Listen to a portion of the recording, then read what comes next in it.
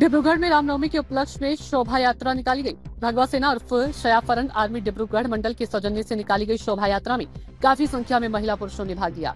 शांतिपाड़ा से निकाली गई शोभा यात्रा में असम के बिजली मंत्री प्रशांत फुकन, डिब्रूगढ़ के मेयर डॉक्टर सैकत पात्र उपस्थित रहे। शोभा यात्रा में भगवा झंडा लहराता रहा। पूरा इलाका जय श्री राम के नारों से गूंजता रहा। श्री राम की भव्य मूर्ति शोभा यात्रा में राम राज्य के प्रतीक रूप में शोभायमान हो रही।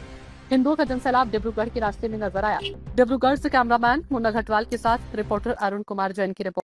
आयोजन करा सेफ्रन पैराडाइजर आयोजन करिছে सुभाषपल्लीर आरम्भ हब रामनवमीर सकलोके धन्यवाद जानाइছো शुभेच्छा जानाइছো और शोभायात्रा आयोजन करार कारण अर्गानाइजिंग कमिटिक धन्यवाद जानाइছো आमार এই শোভাযাত্ৰাটো ইফালৰ পৰা ষ্টাৰ্ট কৰি পেলাই বেছিদাস ৰোড হৈ পেলাই পাছালি হৈ এইচএছ ৰোড হৈ পেলাই ঘূৰি আহিব সকলে যাতে এই শোভাযাত্ৰাত অংশগ্ৰহণ কৰে আৰু ভাতৃত্ববোধ বজাই ৰাখে আৰু প্ৰচেছন যেতিয়া যাব শোভাযাত্ৰা যেতিয়া যাব সকলোকে মই সুশৃংখলভাৱে শোভাযাত্ৰা অংশগ্ৰহণ কৰিবলৈ অনুৰোধ কৰিছো।